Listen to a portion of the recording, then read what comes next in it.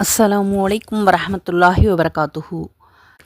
அல்லாஹுடைய மாபெரும் கிருபையினாலும் ரசூலுல்லாஹி ஸல்லல்லாஹு அலைஹி வஸல்லம் அவர்களுடைய துவா வர்க்கத்தினாலும் அல்ஹம்துலில்லாஹ் இதுவரை பல பயான்களை தந்திருக்கின்றேன். அனைவரும் சப்ஸ்கிரைப் செய்து கேட்ட உங்கள் அனைவருக்கும் அல்லாஹு தாலா அதற்குரிய நற்கூலியை தந்தருள்வானாக. உடல் ஆரோக்கியத்தையும் உள்ள நலத்தையும் தந்தருள்வானாக. மேலும் மேலும் அதிகமாக தீனுடைய விஷயங்களை கற்று அதன்படி அமல் செய்யக்கூடிய பாக்கியத்தை அல்லாஹ் நம் அனைவருக்கும் தந்தருள்வானாக. ஆமீன். இன்ஷா அல்லாஹ் இனிமேல் குர்ஆனுடைய தஃப்சீர், அதாவது ஒவ்வொரு ஆயத்துக்களுடைய விளக்கத்தையும் அல்லாஹ் கூறியுள்ள முறைப்படி நாம் தெரிந்து கொள்ள வேண்டும். ஆகவே ஜவாஹிருல் குர்ஆன் தஃப்சீர் குர்ஆனுடைய திருக்குர்ஆனுடைய விளக்கத்தை இன்ஷா அல்லாஹ் இனிமேல் ஒவ்வொரு பகுதிகளாக சிறிது சிறிதாக பார்க்கலாம். பொறுமையோடும் கவனமாகவும் முழு பயானையும் கேட்டு பயனடையுங்கள். மற்றவர்களுக்கும் பகிர்ந்து அல்லாஹ்விடம் நற்கூலியை பெற்றுக்கொள்ளுங்கள். அல்லாஹு தாலா நம் அனைவருக்கும் கற்றதின்படி வாழக்கூடிய பாக்கியத்தை தந்தருள்வானாக. ஆமீன். இன்ஷா அல்லாஹ் இன்றைய பயானில் சூரத்துல் பக்கராவின் 36வது வசனம் முதல் தொடர்ந்து தஃப்சீர் பார்க்கலாம். ஷைத்தான் ஒரு விளக்கம். பூமியில் மனித இனம் எப்படி தோன்றியது, தௌபா பாவமன்னிப்பு கூறுவதை பற்றி, தீயவர்கள் நரகவாசிகள் ஆவார்கள், உண்மையின் விரோதிகள் இருவகைப்படுவார்கள் மற்றும் பனு இஸ்ராவேலர்களை பற்றியும் பார்க்கலாம். நினைவு கூறுங்கள், நன்றி செய்வீர்கள். இதுபோல 40 வசனங்கள் வரை தொடர்ந்து பார்க்கலாம். பொறுமையோடும் கவனமாகவும் முழு பயானையும் கேட்டு பயனடையுங்கள். அல்லாஹு தாலா 2வது சூராவின் 36வது வசனத்தில் கூறியிருக்கின்றான், எனினும் இப்லீஸ் ஆகிய ஷைத்தான் அதை காரணமாக வைத்து அந்த இருவரையும் தவறிழைக்கும்படி செய்து சொர்க்கத்திலிருந்தும் அந்த இருவரும் இருந்த மேலான நிலைமையிலிருந்தும் அவர்களை வெளியேறும்படி செய்துவிட்டான். ஆகவே அவர்களை நோக்கி, உங்களில் சிலர் சிலருக்கு எதிரியாவார்கள். சொர்க்கத்திலிருந்து நீங்கள் இறங்கிவிடுங்கள். உங்களுக்கு பூமியில்தான் வசிக்க இடம் உண்டு. அதில் சிறிது காலம் வரை சுகமும் அனுபவிக்கலாம் என்று நாம் கூறினோம்.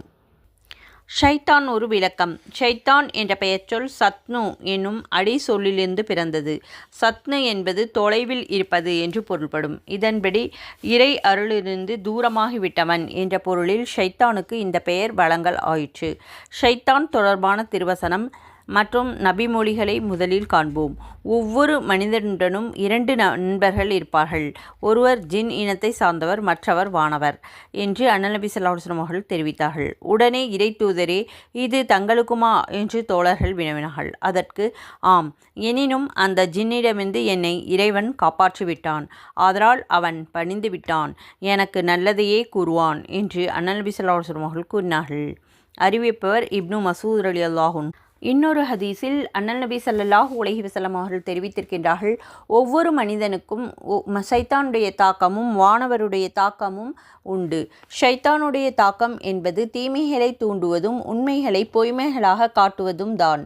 வானவருடைய தாக்கம் நன்மையை தூண்டி உண்மை மீது நம்பிக்கை ஊட்டுவதும் ஆகும். இதனை காண்பவர் இது அல்லாஹ்விடமிருந்து கிடைத்தது என்பதை உணர்ந்து அல்லாஹுக்கு நன்றி செய்யட்டும். ஷைத்தானின் தாக்கத்தை உணர்பவர் உடனே அல்லாஹ்விடம் ஷைத்தானின் தீங்கிலிருந்து பாதுகாப்பு கோரட்டும். அறிவிப்பவர் இப்னு மசூத் ரலியல்லாஹு அன்ஹு, நூல் திர்மிதி. இன்னொரு ஹதீஸில், மனித உடலில் இரத்த நாளங்களிலெல்லாம் ஷைத்தான் நடக்கின்றான் என்று அண்ணல் நபி ஸல்லல்லாஹு அலைஹி வஸல்லம் அவர்கள் கூறினார்கள். அறிவிப்பவர் அனஸ் ரலியல்லாஹு அன்ஹு, நூல் புகாரி, முஸ்லிம். அல்லாஹ் குர்ஆனில் 51வது சூராவின் 56வது வசனத்தில் ஜின்களையும் மனிதர்களையும் அவர்கள் என்னை அறிந்து என்னை வணங்குவதற்கே தவிர வேறு எதற்காகவும் நான் படைக்கவில்லை என்று கூறியிருக்கின்றான். இன்னும் அண்ணல் நபி ஸல்லல்லாஹு அலைஹி வஸல்லம் அவர்களை சந்தித்து ஜின்கள் இஸ்லாத்தை ஏற்றார்கள் என்ற செய்தி குர்ஆன் மற்றும் ஹதீஸ்களில் உள்ளது. இந்த மேற்கோள்களிலிருந்து சில உண்மைகள் தெளிவாகின்றன. ஜின் இனத்தவர்களில் நல்லவர்கள் தீயவர்கள் இருக்கின்றார்கள். அவர்களில் தீயவர்களிலேயே ஷைத்தான் என்று கூறப்படுகிறது. ஷைத்தான்கள் நம் புலன்களுக்கு மறைந்து மனதில் ஊடுருவி தீமைகளை தூண்டிவிட்டு கொண்டிருக்கின்றார்கள். ஆதம் அலைஹிஸ்ஸலாம் அவர்கள் ஏமாற்றிய இப்லீஸே இவர்களுடைய தலைவன் ஆவான். ஜின்களுடைய தீயவர்களான சைத்தான்களை பயன்படுத்தி மனிதர்களை கெடுத்து வருகின்றார்கள். இப்லீஸுக்கு சந்ததிகள் படைகள் இருப்பதாக குர்ஆன் மற்றும் ஹதீஸில் இருந்து தெரிய வருகிறது. இதை பற்றி குர்ஆனில் அல்லாஹ் தஆலா 18வது சூராவின் 50வது வசனத்தில் வானவர்களை நோக்கி ஆதமுக்கு சிரம் பணியுங்கள் என்று நாம் கூறிய சமயத்தில் இப்லீஸை தவிர அவர்கள் அனைவரும் சிரம் பணிந்தார்கள். அவனோ ஜின்களின் இனத்தை சார்ந்தவன். அவன் தன் இறைவனுடைய கட்டளைக்கு மாறு செய்து பாவியானான். ஆகவே மனிதர்களே, நீங்கள் என்னை தவிர்த்து அவனையும் அவனுடைய சந்ததிகளையும் பாதுகாவலர்களாக எடுத்துக்கொள்வீர்களா? அவர்களோ உங்களுக்கு கொடிய எதிரிகளாக இருக்கின்றார்கள். அநியாயக்காரர்கள் என்னை விட்டுவிட்டு அவர்களை தங்களுக்கு பாதுகாவலர்களாக மாற்றிக்கொண்டது மகா கெட்டது. இவ்வாறு மனிதர்களை நோக்கி அல்லாஹ் கூறியிருக்கின்றான். இங்கு கூறப்பட்டுள்ள சந்ததிகள் என்பதற்கு இப்லீஸுடைய மக்கள் என்று சிலரும் அவனுடைய உதவியாளர்கள் என்று சிலரும் கூறுகின்றார்கள். இதை பற்றி அல்லாஹ் தஆலா இன்னொரு இடத்தில் 6வது சூராவின் 112வது வசனத்தில் இவ்வாறே ஒவ்வொரு நபிக்கும் மனிதர்களிலும் ஜின்களிலும் உள்ள ஷைத்தான்களை நாம் எதிரிகளாக்கி இருந்தோம். அவர்களில் சிலர் சிலரை ஏமாற்றுவதற்காக அழகான வார்த்தைகளை காதில் இரகசியமாக கூறி கலைத்து கொண்டிருந்தார்கள். உமது இறைவன் நாடியிருந்தால் இவ்வாறு அவர்கள் செய்திருக்க மாட்டார்கள். ஆகவே நபியே ஸல்லல்லாஹு அலைஹி வஸல்லம், நீர் அவர்களையும் அவர்களுடைய பொய்க்கூற்றுகளையும் விட்டு விடுவீராக. இவ்வாறு அல்லாஹ் கூறியிருக்கின்றான். ஆக சோதனை களமான இந்த உலகத்தில் நன்மைகள் அல்லது தீமைகளை தூண்டக்கூடிய 2 வேறு சக்திகள் எதற்கு மனிதன் இணங்குகின்றான் என்பதை பொறுத்து அதற்கு பிரதிபலன் கிடைக்கும். தீய சக்திகளான ஷைத்தான்களுடைய தூண்டுதல்களுக்கு இரையாகிவிடாமல் நட்பணிகள் ஆற்றி வந்தால் வானவர்களை விடவும் மேலான அந்தஸ்தை அல்லாஹ் மனிதனுக்கு தருகின்றான். அந்த இருவரையும் ஷைத்தான் வழிதவற செய்துவிட்டான். இங்கே தவற செய்துவிட்டான் என்பதை சுட்ட அசல்ல என்ற இறந்தகால வினைச்சொல் பயன்படுத்தப்பட்டிருக்கின்றது. இதற்கு வேறு சொல்லான சலல் என்பதற்கு சருகுதல், வழுக்குதல் என்ற பொருள். இதன்படி தடை செய்யப்பட்ட கனியை புசிக்கச் செய்து ஆதம் அலைஹிவஸல்லம் மற்றும் ஹவ்வா அலைஹிவஸல்லம் இப்லீஸ் தவறிழைக்கச் செய்துவிட்டான் என்று பொருள் கொள்ளலாம். அல்லது அந்த இருவரும் வசித்த பேரின்ப சொர்க்கத்திலிருந்து இப்லீஸ் அவர்களை வெளியேற்றிவிட்டான் என்றும் பொருள் கொள்ளலாம். எனவே அடுத்து வரும் தொடருக்கு முதலாவது பொருளின்படி அவர்கள் இருந்த சொர்க்கத்திலிருந்து அந்த இருவரையும் இப்லீஸ் வெளியேற செய்துவிட்டான் என்று பொருள் விரியும். இரண்டாவது பொருளின்படி அவர்கள் இருந்த சீரான நிலையிலிருந்து வெளியேற்றி இருவரையும் நெறி பிறழ செய்துவிட்டான் என்று பொருள்படும். எப்படி இருந்தாலும் தடை செய்யப்பட்ட கனியை புசிக்க தூண்டியதன் மூலம் இருவரையும் உயர்நிலையிலிருந்து இப்லீஸ் வலுவ செய்துவிட்டான் என்பது மட்டும் தெளிவு. அல்லாஹுடைய ஆணையை ஏற்று ஆதமுக்கு பணிய மறுத்த காரணத்தால் அல்லாஹுடைய சாபத்திற்கு இலக்கான இப்லீஸ் சொர்க்கத்திலிருந்து விரட்டப்பட்டான். அவ்வாறு சொர்க்கத்திலிருந்து வெளியேற்றப்பட்ட இப்லீஸ் சொர்க்கத்திற்குள் குடியிருந்த ஆதம் மற்றும் ஹவ்வா அலைஹிவஸல்லம் 2 பேரையும் எப்படி வழி தவற செய்திருக்க முடியும்? இப்லீஸை பொறுத்தமட்டில் இது ஒன்றும் பெரியதல்ல. வெளியே இருந்து கொண்டே சொர்க்கத்தில் தங்கியிருந்த ஆதம், ஹவ்வா அலைஹிவஸல்லம் ஆகியோர்களுடைய மனங்களில் சபலங்களை உருவாக்கக்கூடிய ஆற்றல் இப்லீஸிடம் இருந்தது. சந்திர மண்டலத்தில் இருந்து கொண்டு பூமிக்கு செய்தி அனுப்புகின்ற இந்த நவீன யுக மனிதனுக்கு இது புதிராக இருக்க முடியாது. ஷைத்தான் விரித்த வலை.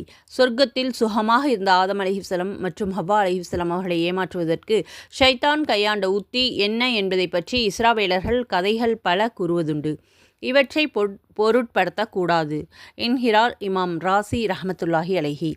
திருக்குர்ஆனில் 7வது சூராவின் 20வது வசனத்தில், எனினும் அந்த இருவருக்கும் மறைந்திருந்த அவர்களுடைய மானத்தை அவர்களுக்கு வெளிப்படுத்துவதற்காக இப்லீஸ் ஆகிய ஷைத்தான் தவறான எண்ணத்தை அவர்கள் மனதில் ஊசலாடச் செய்து அவர்களை நோக்கி அதன் கனியை புசித்தால் நீங்கள் இருவரும் வானவர்களாகவோ அல்லது மரணமற்றவர்களாகவோ ஆகிவிடுவீர்கள் என்பதற்காகவே தவிர வேறு எதற்காகவும் உங்கள் இறைவன் இந்த மரத்தை உங்களை விட்டு தடுக்கவில்லை என்று கூறியதோடு, நிச்சயமாக நான் உங்களுக்கு நன்மையே கருதுகின்றேன் என்று அந்த இருவரிடமும் சத்தியம் செய்து கொண்டான்.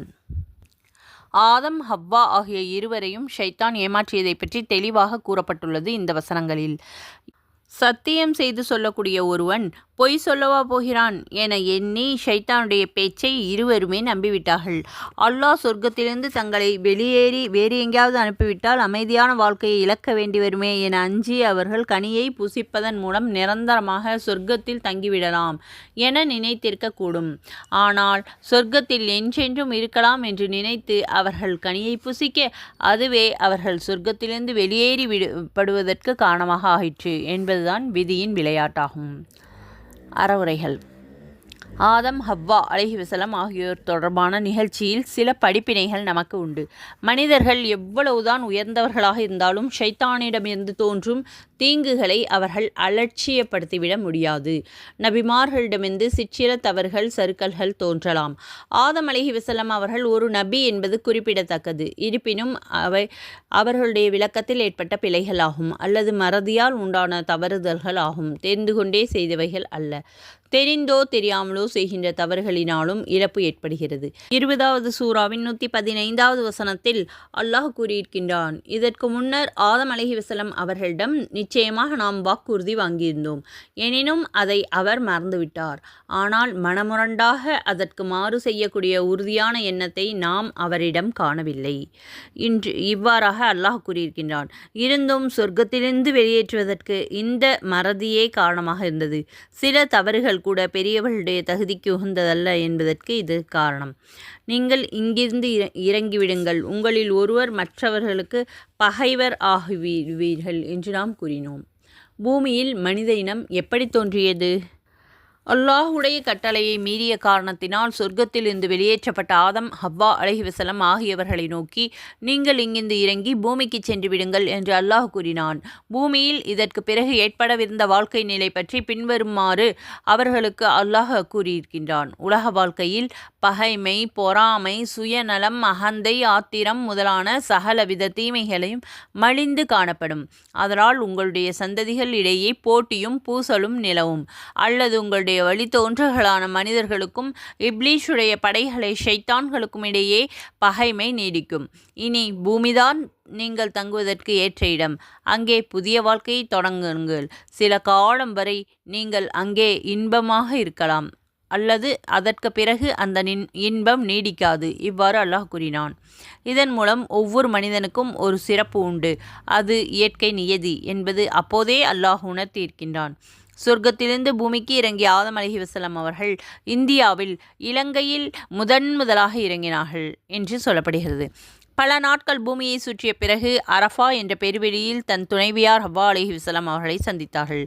இன்று புனித காபா உள்ள இடத்தில் திரு மக்காவில் 2 பேரும் தங்கியிருந்து அல்லாஹ்வை வழிபட்டு வாழ்க்கை நடத்தி வந்தார்கள். நூல் உம்மத்துல் காரி ஷாஹ் சஹீஹுல் புகாரி. 2வது சூராவுடைய 37, 38, 39 ஆகிய வசனங்களில் அல்லாஹ் கூறுகிறான். பின்னர் ஆதம் சில வாக்கியங்களை தன் அல்லாஹ்விடமிருந்து கற்றுக்கொண்டார். அந்த வாக்கியங்களை கொண்டு அவர் பிரார்த்தனை செய்த வண்ணமாகவே இருந்தார். அதனால் அவரை அல்லாஹ் தஆலா மன்னித்து விட்டான். நிச்சயமாக அவன்தான் மிக மன்னிப்பவன், மிகவும் கருணையுடையவன் ஆவான். பின்னர் நாம் கூறினோம், நீங்கள் அனைவரும் இதிலிருந்து இறங்கிவிடுங்கள். என்னிடமிருந்து உங்களுக்கு என் தூதர்கள் மூலம் நேர்வழி நிச்சயமாக வரும். உங்களில் எவர்கள் என் நேர்வழியை பின்பற்றுகின்றார்களோ அவர்களுக்கு ஒரு பயமும் இல்லை, அவர்கள் துக்கப்படவும் மாட்டார்கள். இன்னும் 39வது வசனத்தில், தவிர எவர்கள் என் நேர்வழியை நிராகரித்து என் வசனங்களை பொய்யாக்குகின்றார்களோ அவர்கள்தான் நரகவாசிகள், அவர்கள் அதிலே என்றென்றும் தங்கிவிடுவார்கள். இவ்வாறு கூறியிருக்கின்றான். ஆதம் அலைஹிவஸல்லம் அவர்கள் மன்னிப்பு கேட்டதை பற்றி தப்சீர். ஆதம் அலைஹிவஸல்லம் அவர்கள் தாம் இழைத்துவிட்ட தவறுகளை நினைத்து வருந்தினார்கள். தன்னுடைய குற்றத்திற்காக அல்லாஹ் தஆலாவிடம் மன்னிப்பு கோரி அவனது கோபத்திலிருந்து மீட்சி பெற வேண்டும் என்பது பெரிதும் விரும்பியிருந்தார்கள். ஆதம் அலைஹிவஸல்லம் அவர்கள் தன் உண்மையான மனக்கவலையை கண்டு இறங்கிய அல்லாஹ் தஆலா தங்களிடம் மன்னிப்பு கோர வேண்டிய முறைகளை அல்லாஹ் அவர்களுக்கு கற்றுத்தந்தான். அல்லாஹ் கற்றுக் கொடுத்த அந்த வார்த்தைகளை பல காலம் ஆதம் அலைஹிஸ்ஸலாம் அவர்கள் சொல்லிக்கொண்டே இருந்தார்கள். இறுதியில் அவர்களை அல்லாஹ் மன்னித்தான். அல்லாஹ் மன்னிக்கக்கூடிய தயாளன், அவன் கருணை மிகுந்தவன், கருணையாளன். பிறர் படும் துன்பங்களைக் கண்டு வாளாவிருக்க மாட்டான். ஆதம் அலைஹிஸ்ஸலாம் மற்றும் ஹவ்வா அலைஹிஸ்ஸலாம் அவர்கள் மன்னிப்பு கோரியதற்காக திருக்குர்ஆன் கூறுகிறது. 7வது சூராவின் 23வது வசனத்தில், அதற்கு அவர்கள், எங்கள் இறைவனே, யா அல்லாஹ், எங்களுக்கு நாங்களே தெங்கிழைத்து கொண்டோம். நீ எங்களை மன்னித்து எங்களுக்கு அருள் புரியாவிட்டால் நிச்சயமாக நாங்கள் நஷ்டம் அடைந்தவர்களாக ஆகிவிடுவோம் என்று துஆ செய்தார். இவ்வாறு குர்ஆனில் கூறப்பட்டுள்ளது. இந்த வார்த்தைகளை நேரடியாகவோ வானவர்கள் வாயிலாகவோ அல்லாஹ் அவர்களுக்கு கற்றுக் கொடுத்திருக்கலாம். இவ்வாறு மனிதன் அறியாத விஷயங்களையெல்லாம் ஒவ்வொரு காலத்திலும் அவனுக்கு அல்லாஹ்வே கற்பித்து வருகின்றான். ஆதலால் அவர்களை மன்னித்தான். ஒருவரை பரிவோடு பார்ப்பதற்கும் அவரது வேண்டுதல்களை ஏற்கக்கூடிய எண்ணத்தில் அவர் பக்கம் திரும்புவதற்கும் தாபா இலை அலைஹி என்பார்கள். இதுவே அதன் சொற்பொருளாகும். நூல் ஹஸ்ஸாஃப். பின்னர் மன்னிப்புக்காக மன்றாடுபவர்கள் மீது பரிவு காட்டி அவர்களுடைய பிழைகளை பொறுத்து கொள்வது என்பது பொருள் வழக்கில் இருந்து வந்தது. ஆதம் ஹவ்வா இருவருமே மன்னிப்பு கோரி அவர்களுடைய கோரிக்கையும் ஏற்கப்பட்டிருக்க ஒருவரை மட்டும் குறிக்கின்ற அலைஹி அவர் என்னும் ஆண்பால் ஒருமை விகுதி இங்கே ஆளப்பட்டுள்ளது. ஆண்பால் அசலாகவும் பெண்பாலை அதன் தொடராகவும் கருதுகின்ற மொழிமரபே இதற்கு காரணமாகும். இருவரும் பாவமன்னிப்பு கோரிய வாக்கியத்தில் நாங்கள் 7வது சூராவின் 23வது வசனத்தில் அல்லாஹ் கூறுகிறான், ஆதம் அலைஹிஸ்ஸலாம் அவர்கள் அல்லாஹ்விடத்தில் தாங்கள் செய்த தவறுக்காக வேண்டி துஆ செய்தார்கள். தன்னிலை பன்மை விகுதி பயன்படுத்தப்பட்டிருக்கிறது, கவனிக்கத்தக்கதாகும். தௌபா பாவமன்னிப்பு கூறுவது. நாம் செய்த குற்றங்களுக்காக மனம் வருந்தி அல்லாஹ்விடம் மன்னிப்பு கோருவதை தௌபா பாவமன்னிப்பு கோருவது என்று கூறுவார்கள். அல்லாஹ்விடம் தௌபா அங்கீகரிக்கப்படுவதற்கு 3 நிபந்தனைகள் உண்டு. முதலாவதாக செய்த குற்றத்தை விட்டுவிட வேண்டும். இரண்டாவது, அந்த குற்றம் என்பதை உணர்ந்து அதற்காக பச்சாதாபப்பட வேண்டும். மூன்றாவதாக, மீண்டும் அந்த குற்றத்தை ஒருபோதும் செய்ய மாட்டேன் என உறுதி பூணுதல் வேண்டும். இந்த 3 நிபந்தனைகளும் சேர்ந்த நிலையில் ஒருவர் பாவ மன்னிப்பு கேட்டால் அல்லாஹ் அவர் மீது பரிவு கொண்டு மன்னிப்பான். இவற்றில் ஒன்றை கைவிட்டு விட்டால் கூட அவர் மனம் திருந்தவில்லை என்பது தெளிவு. அப்போது அல்லாஹு தஆலாவிடம் மன்னிப்பு கிட்டாது. இதைப்போல குற்றத்தை உணர்ந்து மனதளவில் வருந்தினால் மட்டும் போதாது, அதை சொல்வடியில் வெளிப்படுத்தி அல்லாஹ்வின் முன் மன்றாடி கேட்க வேண்டும். இன்ஷா அல்லாஹ். அவர்களுக்கு அச்சம் இல்லை, இங்கிருந்து இறங்கிவிடுங்கள் என்பதை 2 முறை 36, 28 ஆகிய வசனங்களில் அல்லாஹ் 2 முறை குறிப்பிட்டிருக்கின்றான். முதலில் கூறப்பட்டது கண்டனம், இரண்டாவது கூறப்பட்டது அன்பு கட்டளை. அதாவது, பூமிக்கு நீங்கள் என் பிரதிநிதிகளாக செல்லுங்கள். பூமியில் பிரதிநிதித்துவத்தை சீரான முறையில் செயல்படுத்த முடியுமா என்று நீங்கள் அஞ்ச தேவையில்லை. ஏனென்றால் ஒவ்வொரு காலகட்டத்திலும் உங்களை நேர்வழிப்படுத்துவதற்காக நம்மிடமிருந்து உத்தரவுகளும் வழிகாட்டலும் வந்த வண்ணம் இருக்கும். அவற்றை கடைபிடித்து ஒழுகினால் மட்டும் போதும்.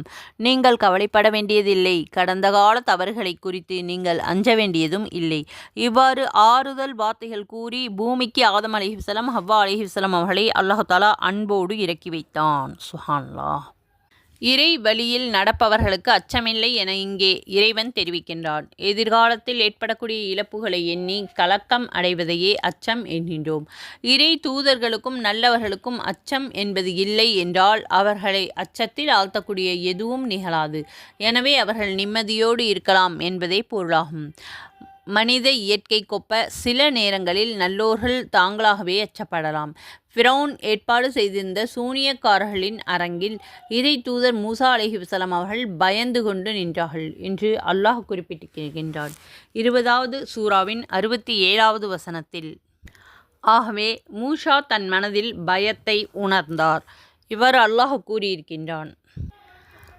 இறை தூதராக இருந்தும் மனிதர் என்ற முறையில் மூசா நபி அவர்களுக்கு அச்சம் ஏற்பட்டது. இதைப்போல மறுமையை நினைத்து நல்லவர்கள் அச்சம் கொள்ளலாம். என்னதான் நல்பணிகள் புரிந்துவிட்டாலும் அவை யாவும் அல்லாஹ்விடம் ஒப்புக்கொள்ளப்பட்டுவிடும் என்று அறுதியிட்டு கூற முடியாது. இந்த நிலையில் நாளை மறுமையில் நம்மை பற்றி அல்லாஹு தஆலா என்ன முடிவு செய்வானோ என்ற கலக்கம் நல்லோர்களுக்கு இருக்கவே செய்யும்.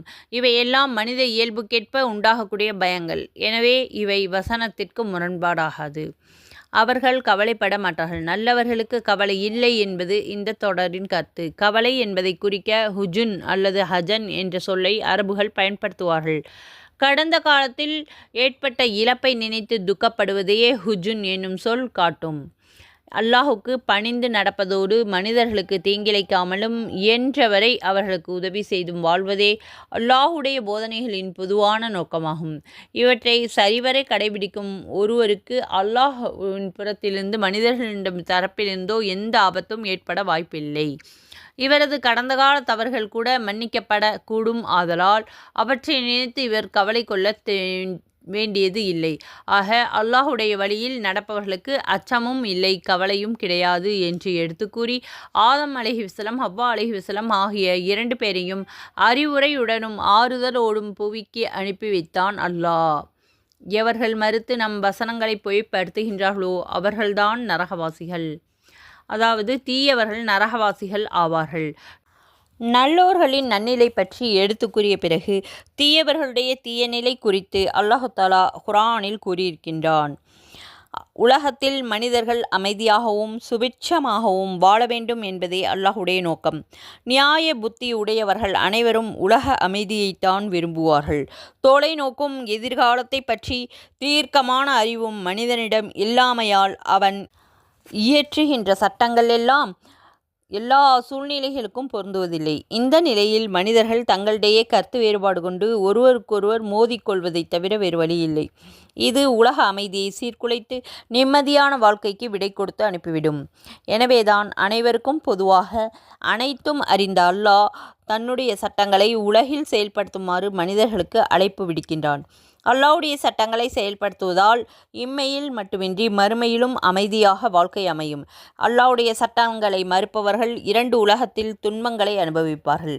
மறுமையில் சொர்க்கத்தில் அவர்களுக்கு இடமில்லை, நிரந்தரமாக நரகத்தில் அவர்கள் வீழ்ந்து கிடப்பார்கள் என்று அல்லாஹ் எச்சரிக்கை செய்திருக்கின்றான். 2வது சூராவின் 40வது வசனத்தில் அல்லாஹ் கூறுகிறான், இஸ்ராயீலின் சந்ததிகளே, உங்களுக்கு நான் அருள் புரிந்திருந்த என்னுடைய அருட்கொடையை நினைத்து பாருங்கள். நீங்கள் எனக்களித்த வாக்கை நிறைவேற்றுங்கள். நான் உங்களுக்கு அளித்த வாக்கை நிறைவேற்றுவேன். என்னை பயந்து அஞ்சி நடந்து கொள்ளுங்கள். உண்மையின் விரோதிகள் 2 வகைப்படுவார்கள். இதுவரை திருக்குர்ஆனை பின்பற்றும் நன்மக்கள் அதை மறுக்கக்கூடிய 2 பிரிவினர்களான இறை மறுப்பாளர்கள் மற்றும் நயவஞ்சகர்கள்.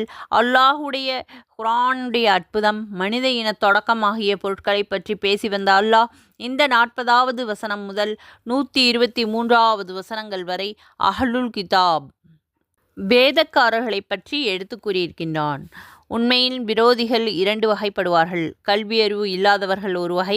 அவர்கள் தங்களுடைய மூதாதையர்கள் மீது கண்மூடித்தனமான நம்பிக்கை கொண்டு அவர்கள் சென்ற பாதையை அசத்தியமான பாதையாக இருந்தாலும் சரியான பாதை என வாதிடுவார்கள். மாற்று கருத்தை சிந்திக்கவே மாட்டார்கள்.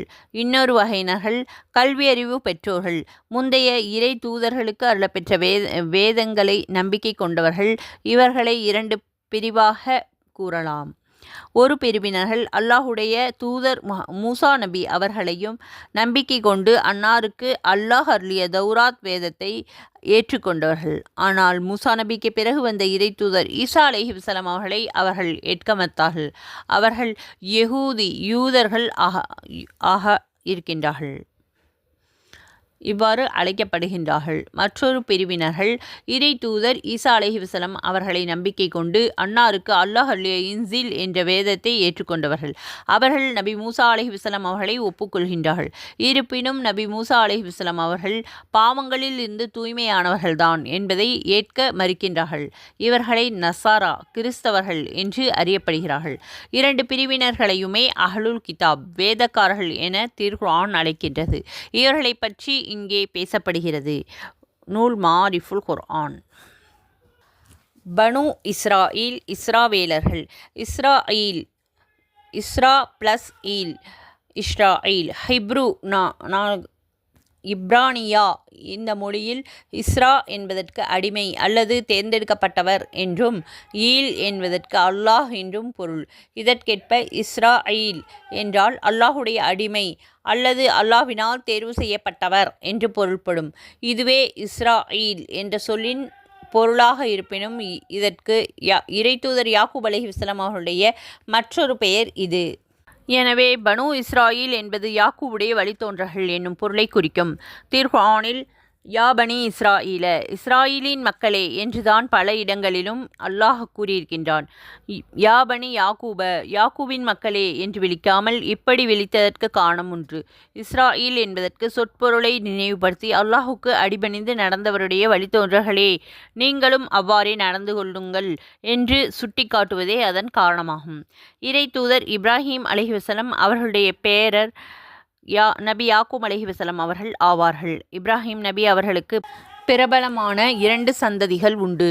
ஒன்று, இப்ராஹிம் அலைஹிவஸல்லம் அவருடைய 2வது துணைவியார் ஹஸ்ரா அலைஹிவஸல்லம் அவர்கள் மூலம் பிறந்த நபி இஸ்மாயில் அலைஹிவஸல்லம் அவர்களுடைய வழித்தோன்றல்கள். அரபுகளுடைய தந்தையான நபி இஸ்மாயில் அலைஹிவஸல்லம் அவருடைய வழித்தோன்றலே அண்ணல் நபி ஸல்லல்லாஹு அலைஹி வஸல்லம் அவர்கள் ஆவார்கள். சுப்ஹானல்லாஹ். 2வது, இப்ராஹிம் அலைஹிவஸல்லம் அவருடைய மூத்த துணைவி, அவர்களுடைய பெயர் சாரா.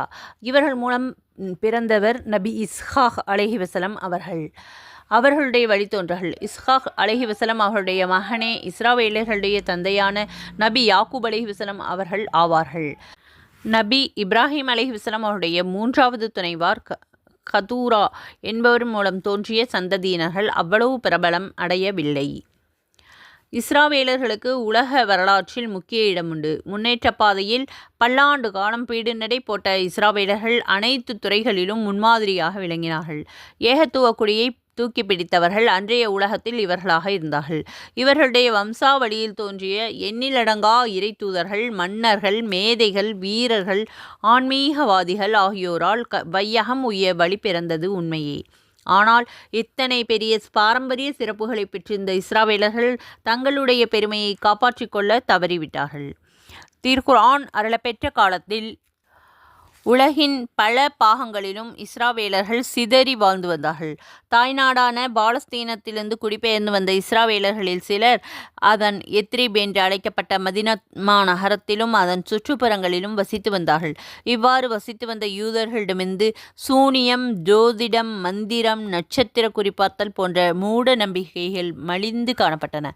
அந்த நேரத்தில் அல்லாஹுடைய உணர்வு, நபித்துவம், வேதவாக்கு, மறுமை ஆகிய நம்பிக்கைகளும் அவர்களிடம் பெயரளவுக்கு இருந்து வந்தது. தங்களது வேதமான தௌராத்தில் பல வசனங்களை மாற்றியும் திரித்தும் கூறி வந்தார்கள் யூதர்கள். கல்வியிலும் செல்வத்திலும் சிறந்து விளங்கிய அந்த யூதர்களை திரு மக்கா மற்றும் மதினா வட்டார அரபு மக்கள் மதித்து வந்ததில் வியப்பில்லை. அரபுகள் யூதர்களோடு கொடுக்கல் வாங்கல் செய்யக்கூடியவர்களாகவும் யூதர்களுடைய பேச்சுக்கு மதிப்பு கொடுப்பவர்களாகவும் இருந்தார்கள். இவ்வாறு அரபுகளின் வாழ்வோடு ஒன்றிவிட்ட யூதர்களை நோக்கி நேரடியாக குர்ஆனில் பல இடங்களில் அல்லாஹ் கூறியிருக்கின்றான். வேதக்காரர்களான இவர்கள் திரிந்து குர்ஆனை ஏற்றுக்கொண்டு விட்டால் படிப்பறிவிற்ற மற்றவர்களுடைய கவனமும் இஸ்லாத்தின்பால் திரும்பும் என்பதற்கு இதற்கு காரணமாக இருக்கலாம். நூல் மாஜிசி. உங்களுக்கு நான் வழங்கிய அருட்கொடையை நினைவு கூறுங்கள், நன்றி செய்யப்படுவீர்கள். இங்கே அல்லாஹு தாலா இஸ்ராவேலர்களை விழித்து, உங்கள் முன்னோருக்கு நான் வழங்கியிருந்த செல்வங்களையும் அருட்கொடைகளையும் நினைவு கூறுங்கள் என்று கூறுகிறான். அவ்வாறு அவர்கள் நினைவு கூறுங்கால் நன்றியுடையவர்களாக நடந்து கொள்வார்கள் என்பது உறுதி. மேலும் என்னையும் என்னுடைய தூதர்களையும் உண்மையாக நம்பி என்னையே வழிபடுவதாக என்னிடம் நீங்கள் செய்து கொடுத்த ஒப்பந்தத்தை நிறைவேற்றுங்கள். அதற்குரிய பிரதிபலனை தருவதாக நான் உங்களுக்கு அளித்த வாக்குறுதியை நிறைவேற்றுவேன் என்று அல்லாஹ் நினைவுபடுத்துகின்றான். இஸ்ராவேலர்களிடம் அல்லாஹ் வழங்கிய உறுதிமொழியும் அவர்களுக்கு அவன் அளித்திருந்த வாக்குறுதியும் 5வது சூராவின் 12வது வசனத்தில் நிச்சயமாக இஸ்ராயேலின் சந்ததிகளிடம் அல்லாஹ் உறுதிமொழி வாங்கியிருக்கின்றான். இன்னும் அவர்களிலிருந்து 12 தலைவர்களை நாம் அனுப்பியிருக்கின்றோம். அவ்வாறு உறுதிமொழி வாங்கிய சமயத்தில் அவர்களை நோக்கி, நிச்சயமாக நான் உங்களுடனேயே இருக்கின்றேன். நீங்கள் தொழுகையை தவறாமல் கடைபிடித்து ஜக்காத் கொடுத்து என்னுடைய தூதர்களை நம்பிக்கை கொண்டு அவர்களுக்கு உதவி புரிந்து அல்லாஹுக்காக சிரமத்தில் இருப்பவர்களுக்கு அழகான முறையில் கடன் கொடுத்தால் நிச்சயமாக நான் இவற்றை உங்கள் பாவங்களுக்கு பரிகாரமாக்கி வைத்து தொடர்ந்து நீரருவிகள் ஓடிக்கொண்டிருக்கக்கூடிய சொர்க்கங்களிலும் உங்களை நுழைய வைப்பேன் என்று அல்லாஹ் கூறினான். ஆகவே உங்களில் எவரேனும் இதற்கு பிறகும் நிராகரிக்கப்பட்டவர்களாக ஆகிவிட்டால் நிச்சயமாக அவர் நேரான வழியிலிருந்து தவறிவிட்டார். இவ்வாறு அல்லாஹ் கூறியிருக்கின்றான். இறுதி தூதர் அண்ணல் முஹம்மது நபி ஸல்லல்லாஹு அலைஹி வஸல்லம் அவர்களை குறித்து முந்தைய வேதங்களான தௌராத் மற்றும் இன்ஜீலில் அல்லாஹ் முன்னறிவிப்பு செய்திருக்கின்றான். 7வது சூராவின் 157வது வசனத்தில் ஆகவே அவர்களில் எவர்கள் எழுத படிக்க தெரியாத நம் தூதராகிய இந்த நபியை பின்பற்றுகிறார்களோ அவர்கள் தங்களிடமுள்ள தௌராத்திலும் இஞ்சிலிலும் இவருடைய பெயர் எழுதப்பட்டிருப்பதை காண்பார்கள். இத்தூதரோ அவர்களை நன்மையான காரியங்களை செய்யும்படி ஏவி பாவமான காரியங்களிலிருந்து விலக்குவார்கள். நல்லவற்றை அவர்களுக்கு ஆகுமாக்கி வைப்பார்கள், கெட்டவற்றை அவர்களுக்கு தடுத்து விடுவார்கள். மேலும் அவர்களது சுமையையும் அவர்கள் மீதிருந்த கடினமான சட்ட விலக்குகளையும் அல்லாஹுடைய அனுமதியை கொண்டு நீக்கிவிடுவார்கள். ஆகவே எவர்கள் அவரை உண்மையானவராக நம்பிக்கை கொண்டு அவர்களை பலப்படுத்தி அவருக்கு உதவி செய்து அவருக்கு இறக்கப்பட்ட பிரகாசமான இந்த வேதத்தை பின்பற்றுகிறார்களோ அவர்கள்தான் வெற்றி பெற்றவர்கள். எனவே இஸ்ராவேலர்கள் அல்லாஹ்விடம் அளித்த உறுதிமொழிகளில் அண்ணல் நபி ஸல்லல்லாஹு அலைஹி வஸல்லம் அவர்களை பின்பற்றுவதும் ஒன்றாகும். இந்த உறுதிமொழிகளை எல்லாம் இஸ்ராவேலர்கள் நிறைவேற்ற வேண்டும் என்றும் இது விஷயத்தில் தன்னை தவிர வேறு எவருக்கும் அவர்கள் அஞ்சக்கூடாது என்றும் அல்லாஹ் இங்கே வலியுறுத்தி கூறியிருக்கின்றான். சுப்ஹானல்லாஹ். அல்ஹம்துலில்லாஹ். இதுவரை 40 வசனங்கள் வரை தொடர்ந்து சூரத்துல் பக்ராவினுடைய தப்சீரை பார்த்திருக்கின்றோம். முன்புள்ள பயான்களையும் தப்சீரையும் கவனமாக கேட்டு அதன்படி அல்லாஹு தாலா நம் அனைவருக்கும் வாழக்கூடிய பாக்கியத்தை தந்தல்வானாக. ஆமீன். அல்லாஹு தாலாவுடைய வேதமாகிய திருக்குர்ஆனுடைய ஒவ்வொரு ஆயத்துக்களின் தப்சீரையும் விளங்கி அதன்படி நம்முடைய வாழ்க்கை முறையை நாம் சரி செய்து கொள்ள வேண்டும். அல்லாஹு தாலா நம் அனைவருக்கும் கிருபை செய்வானாக. ஆமீன். குர்ஆனை கற்று அதன்படி அமல் செய்யக்கூடிய பாக்கியத்தை தந்தல்வானாக. ஆமீன். முஹம்மது நபி ஸல்லல்லாஹு அலைஹி வஸல்லம் அவர்களுடைய ஒவ்வொரு ஹதீஸ்களையும் கேட்டு அதன்படி வாழக்கூடிய பாக்கியத்தை தந்தல்வானாக. ஆமீன். நமது வாழ்க்கையில் நபி ஸல்லல்லாஹு அலைஹி வஸல்லம் அவர்களுடைய வாழ்க்கை முறைப்படி வாழ்ந்தால் அல்லாஹ் தாலா நமக்கு சொர்க்கம் கொடுப்பதாக கூறியிருக்கின்றான். இன்ஷா அல்லாஹ் அல்லாஹ் தாலா நம் அனைவருக்கும் சொர்க்கத்தை வாஜிவாக்கி நரகத்தை ஹராமாக்குவானாக, ஹஜ்ஜை நசீபாக்குவானாக. ஆமீன். நபி ஸல்லல்லாஹு அலைஹி வஸல்லம் அவர்கள் மீது அதிகமாக ஸலவாத் ஓதக்கூடிய வாக்கியத்தை தந்தல்வானாக. ஆமீன். நம் அனைவருக்கும் அல்லாஹு தாலா நீண்ட ஆயுளையும் நல்ல ஹிதாயத்தையும் உடல் ஆரோக்கியத்தையும் தந்தல்வானாக. ஆமீன். இதுவரை பொறுமையாக பயான் கேட்டு மற்றும் துஆக்களுக்கு ஆமீன் சொன்ன உங்கள் அனைவருக்கும் அல்லாஹு தாலா அதற்குரிய நட்கூலியை தந்தல்வானாக. ஆமீன். ஜஸாக்குமுல்லாஹு கைரன் கசீரா. அஸ்ஸலாமு அலைக்கும் வரஹ்மத்துல்லாஹி வபரகாத்துஹு வ மஹ்ஃபிரத்துஹு.